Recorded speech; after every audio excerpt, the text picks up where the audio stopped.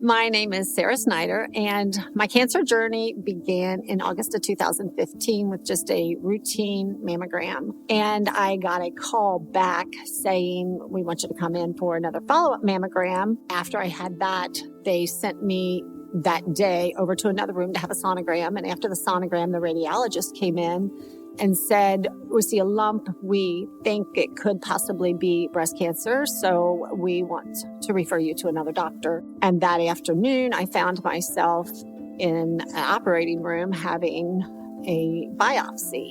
I was diagnosed with breast cancer in August of 2015. I had surgery, a bilateral mastectomy, to remove that in October of 2015. I ended up having to do 20 weeks of chemo. During that time, I did lose weight. I got sick, but I tried to just keep remembering that God is in control. And the whole time I just thought, God's in control. Like, I'm not going to let this get me down, and I'm not going to worry about what the future might hold, because I just know that God's in control. And so I finally did make it through the chemo. And then because I had tested positive for the BRCA gene, I was told that I needed to have my ovaries and fallopian tubes removed. When I had those removed, I found out that I had more cancer, and that was in my fallopian tubes. And I said, I think I'm going to cry. And then I cried because it was like all this emotion of, wait a minute,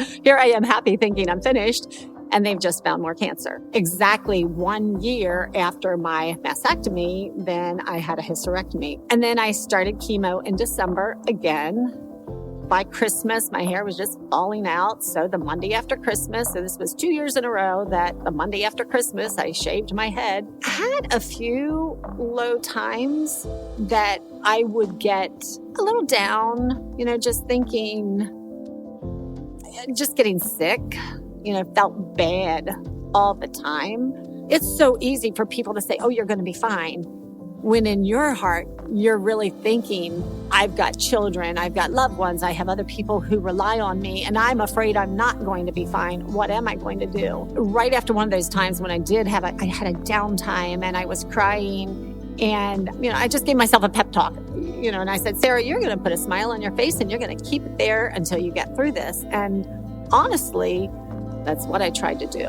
So there were times that, you'd get a little down, and then I'd have to think, no, God, you've got my life in your hands. And that's just what I'm going to remember and what I'm going to hold on to. It was a long 2 years.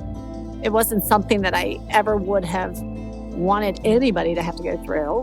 I try to dwell on the positive, and I try to just remain, hopeful for the future. I am glad to say that in February of this year, just last month, I've celebrated 6 years from my final chemo, and I've been told from the doctors that if you can make it to 5 years, that there's very little chance that it will return. I strongly, firmly believe that God had his hand on me this whole time.